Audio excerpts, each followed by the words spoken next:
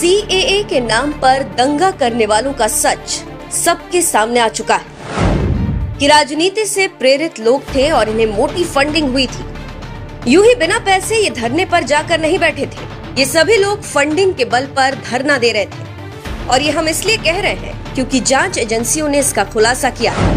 PFI, जिसे भारत सरकार ने बैन कर दिया 5 सालों के लिए, उसके जरिए सीएए के नाम पर हुए दंगों और विरोध प्रदर्शनों में शामिल लोगों को फंड दिया गया।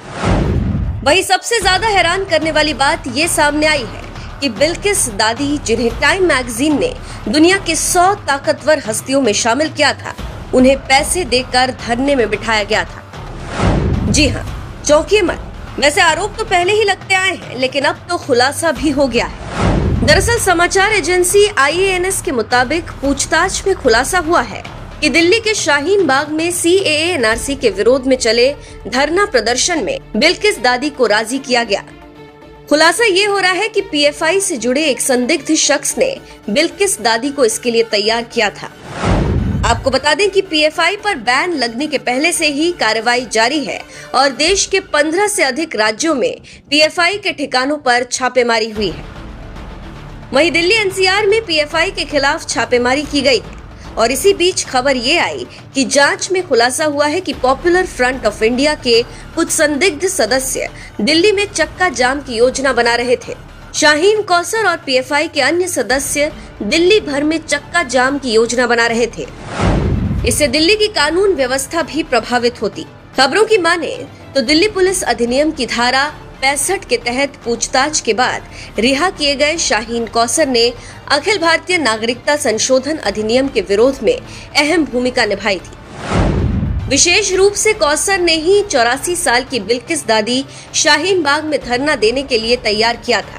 बिल्किस दादी सीएए के खिलाफ धरने में क्यों गई, ये तो आपको पता चल ही गया। अब आपको बताते हैं कि कौन है बिल्किस दादी। टाइम मैगजीन ने बिल्किस दादी को विश्व की 100 सबसे ताकतवर हस्तियों में शामिल किया था। टाइम मैगजीन द्वारा चुनी गई विश्व की 100 प्रभावशाली हस्तियों में मोदी और बिल्किस बानो के साथ बॉलीवुड एक्टर आयुष्मान खुराना, बायोलॉजिस्ट रविंद्र गुप्ता, सुंदर पिचाई का भी नाम शामिल था। ये सभी मौजूदा वर्ष 2020 के प्रभावशाली लोग थे। बिल्किस दादी ने ये खुद बताया है कि वो कभी स्कूल नहीं गई, उन्होंने केवल कुरान शरीफ ही पढ़ी है। बिल्किस दादी उत्तर प्रदेश के हापुड़ से ताल्लुक रखती हैं। बिल्किस के पति का 1 दशक पहले देहांत हो गया था।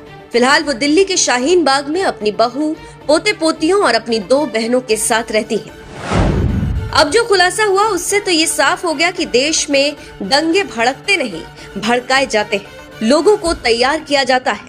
अब तो कुछ लोगों ने इसे अपना रोजगार भी बना लिया है और जहाँ विरोध प्रदर्शन होता है वहाँ आप इन चेहरों को देख सकते हैं और फंड मिलने पर ही लोग सामने आते हैं। इसका उदाहरण ज्यादा दूर नहीं जाना पड़ेगा, पास में है। ईरान में महिलाओं को हिजाब के लिए मारा जा रहा है, लेकिन मुस्कान को पोस्टर गर्ल बनाने वाले खामोश बैठे। क्यों नहीं फरहान अख्तर सड़कों पर निकल रहे? क्यों नहीं ईरान के महिलाओं के हक के लिए आवाज उठा रहे? इससे साफ होता है कि बिना फायदे के कोई कहीं दौड़ कर नहीं जाता।